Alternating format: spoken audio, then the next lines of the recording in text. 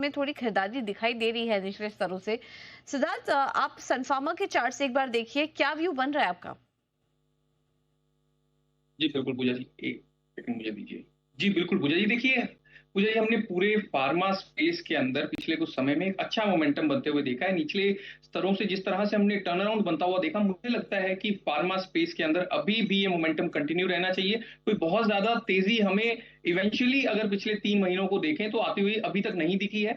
तो सन फार्मा की बात करें तो आज भी इम्पैक्ट इस काउंटर ने एक अच्छा ब्रेकआउट देने का काम किया है। बहुत ज़्यादा स्ट्रॉन्ग मूव नहीं है, बट काफ़ी हायर लेवल्स हैं पिछले 1 महीने के ये। तो यहाँ से फ्रेश मोमेंटम भी सन फार्मा में बनता हुआ दिख सकता है। अभी 60 के आसपास में चल रहा है। किसी को फ्रेश पोजीशन बनानी है तो यहाँ से भी बनाई जा सकती है। उसके लिए स्टॉप लॉस हम रख लेंगे 1645 के आसपास में, और हमारे टारगेट्स बन जाएंगे पूजा जी। पहला टारगेट होगा 1690 के आसपास, सेकंड टारगेट 1700 तक का, क्योंकि वहां तक का मूव हमें सन फार्मा में बिल्कुल देखने को मिल सकता है। 1700 तक के टारगेट्स आ सकते हैं सन फार्मा में, यह सलाह आपके लिए। लेकिन इस बीच वोडाफोन आइडिया एक बार आपको दिखा दें, 11% ऊपर ये स्टॉक आ चुका है।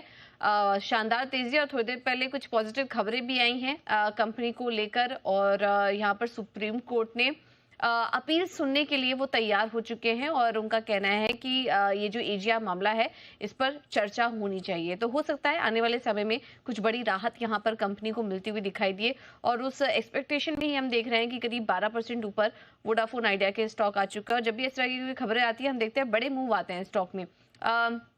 सिद्धार्थ, आपका क्या व्यू बन रहा है वोडाफोन आइडिया पर? ये जो तेजी आई है, थोड़ा प्रॉफिट बुक कर लेना चाहिए, या फिर चार्ट्स पे और तेजी देख रहे हैं आप? जी, बिल्कुल पूजा जी। देखिए वोडाफ़ोन के अंदर हमने पिछले 15 दिनों में एक बहुत ज़बरदस्त तेज़ी बनते हुए देखी है। स्ट्रक्चर को भी अगर देखें तो लगातार हर तीसरे या चौथे दिन में एक नया ब्रेकआउट इस काउंटर ने दिखाया है। आज भी एक बड़ा ब्रेकआउट आया है। काफ़ी समय के बाद ये स्टॉक लगभग 9 रुपीज़ के लेवल के आसपास आने को निकला है। 8.5 के ऊपर जब से ये निकला है, तब से यहाँ से एक फ्रेश मोमेंटम की जगह बन गई है पूजा जी। और नेक्स्ट जो इंपॉर्टेंट लेवल निकल कर आता है, वो सीधा 10 रुपए के आसपास में है, 9.7 9.8 रुपीज़ के आसपास में। तो किसी के पास एग्जिस्टिंग पोजीशंस अगर वोडाफोन के अंदर है तो उन्हें डेफिनेटली होल्ड किया जा सकता है, क्योंकि यहाँ से भी अभी स्टॉक में तेजी की जगह अभी बनी हुई है। ठीक है, वोडाफोन आइडिया अगर अभी भी है किसी के पास तो बने रहिए, क्योंकि यहाँ से और तेजी नजर आ रही है। लेकिन अपने स्टॉप लॉसेस को ट्रेल जरूर करते चलें, क्योंकि हम देखते हैं कि अक्सर बड़े मूव आते हैं, और फ्रेश खरीदारी करने की तो सलाह नहीं होगी, लेकिन अगर आपके पास है तो बने रहिए स्टॉक में। इरेडा, इस स्टॉक में भी अच्छी तेजी बन रही है। स्टॉक आ चुका है इस बीच 3.5% ऊपर। एक बार माफ कीजिएगा, 3% की तेजी इरेडा में इस वक्त दिखाई दे रही है। सिद्धार्थ, आपकी सलाह, इरेडा के चार्ट्स कैसे लग रहे हैं आपको? खरीदारी कर सकते हैं?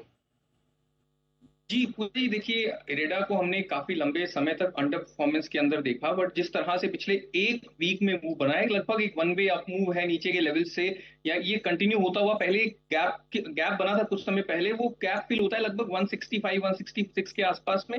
वहां तक का मूव इरेडा के अंदर डेफिनेटली बनता हुआ दिख सकता है, बट क्योंकि पिछले 4-5 सेशन से लगातार स्टॉक तेजी में हमें बनता हुआ दिखा है, इसलिए फ्रेश लॉन्ग पोजीशंस के लिए रिस्क रिवॉर्ड ज्यादा बेहतर यहाँ पर नहीं है। किसी के पास एग्जिस्टिंग लॉन्ग पोजीशंस हैं तो डेफिनेटली 165 166 तक के लेवल्स इरेडा में देखने को मिल सकते हैं। अब हमारा स्टॉप लॉस जो है वो थोड़ा सा ऊपर आकर इस समय 156 पर हमें लगा लेना है। ओके, तो स्टॉप लॉस थोड़ा रिवाइज कर लीजिए, 156 का स्टॉप लॉस लगा लीजिए, और बने रहिए अपनी होल्डिंग्स के साथ। एक छोटे से ब्रेक के लिए रुकेंगे हम यहाँ।